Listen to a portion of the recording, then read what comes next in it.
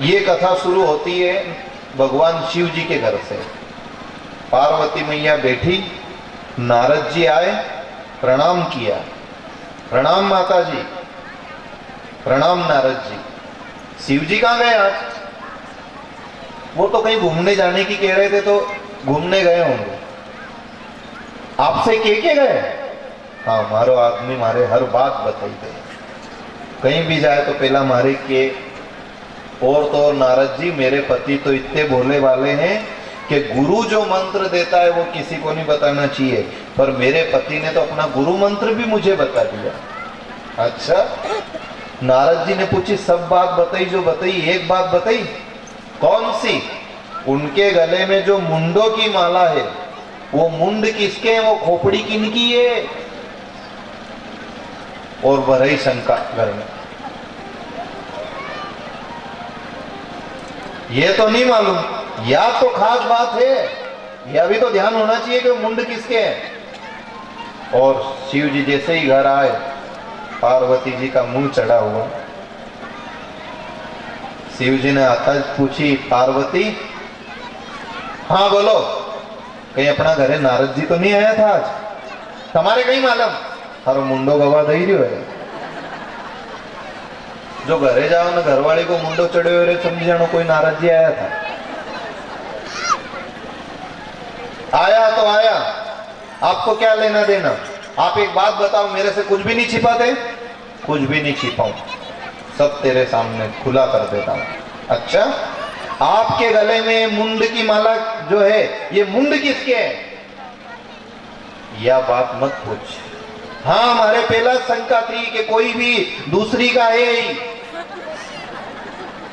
पार्वती तू कैसी बात करे, और नहीं तो क्या, जब सब बात मेरे से बता तो ये मुंड क्यों छिपाया आपने? पार्वती, ये कोई दूसरी उसरी का मुंड नहीं है। तू सुनेगी तो तेरे को दुख होगा। दुख हो तो हो, आपको बताओ, ये मुंडी किसकी लगी हुई आपके गले में, ये खोपड़ी किसकी है? तो शिव जी ने की, सुन, तेरे ही नर मुंड हैं, ये कोई और के नहीं है। तेरे इतने जन्म हुए हैं कि तू जब जब भी मेरी धर्म पत्नी बनी और शरीर छोड़ा, मैंने उस मुंड को स्वीकार कर लिया और माला बनाकर पहन ली। मतलब मैं इतनी बार जन्मी और मरी, हाँ, और आप अजर अमर, मैं अजर अमर। तो आपको मौत नहीं छूती है? मैंने अमर कथा सुनी है, तो मेरे को भी सुनाओ। देख, वो भूल में अगर कोई राक्षस ने सुन ली है तो अजर अमर हो जाएगा। होए तो होए, या आपकी समस्या, मैं आपकी धर्म पत्नी, कथा तो सुनानी पड़ेगी। तो दो ये जो अमरनाथ की गुफा है, ये गुफा में पहुंचे और नंदी से की सब जीव जंतुओं को भगा दो यहाँ से। सब भगा दिया, एक अंडा पड़ा रह गया कहीं तो ध्यान नहीं रहा। शिव जी कथा सुनाने लगे, मातेश्वरी सुनने लगी। अब कभी बाप जमारे सुनी तो नहीं थी, बड़ा घर की छोरी थी, सुनते सुनते हो गया नींद आई। अब नींद आई, इतने में वो अंडा फूटा, उसमें से एक बच्चा निकला। तोता तो बोली में बहुत तेज रहता है, तो वो जो पार्वती हुंकारा दे रही थी, हरे हरे हरे, वो तो सो गई, वो तोता बोलने लग गया, हरे हरे हरे। मैं शिव जी आंख मीच करके कथा बांटते हैं, जब वो कथा सुनाते तो आंख बंद कर लेते हैं। कथा पूरी हुई, पार्वती सो रही है। पार्वती सुनी, आधी सुनी, आधी में सो गई मैं तो।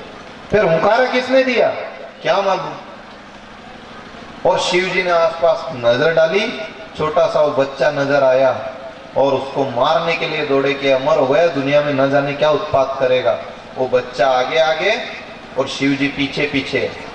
व्यास जी की पत्नी हरणी देवी बैठी है आंगन में और कहते हैं उनके गोद में जाकर के छिप गया, माँ मेरी रक्षा करो, मेरी रक्षा करो।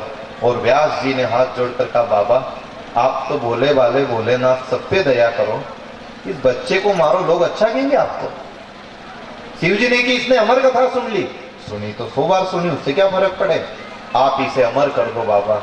और कहते हैं भगवान शिव ने उस तोते को अमर होने का वर दिया और बहुत ज्ञानी बनने का वर दिया। और वही तोता उनका बालक शुक ही सुखदेव बन करके उनके उदर में स्थापित हुआ। और वह जब जमाई ले रही थी तो वो बच्चा जमाई के बहाने सूक्ष्म रूप से अंदर चला गया, क्योंकि अब वो अजर अमर हो चुका था, सब सिद्धि का मालिक हो गया था। और गर्भ में उसने नर शरीर धारण किया। 16 वर्ष तक उस बालक का जन्म नहीं हुआ। तो व्यास जी ने पूछा, बेटा तुम जन्म क्यों नहीं ले रहे, माँ के लिए पीड़ादायक सिद्ध हो रहे हो। तो उस गर्भ के बालक ने कहा कि संसार में आते कहीं माया मुझे नहीं पकड़ ले। तो व्यास जी ने कहा कि मेरा वरदान है, तुझे संसार की माया कभी नहीं पकड़ेगी। और जहां ये वरदान दिया तब उस बालक ने संसार में जन्म लिया, और जन्म लेते ही वह इस संसार को छोड़ करके जंगलों में चला गया। ऐसा वैराग्यवान, जन्म लेते ही उनकी उम्र 16 साल की बताई जाती है कि 16 साल का शरीर धारण कर लिया।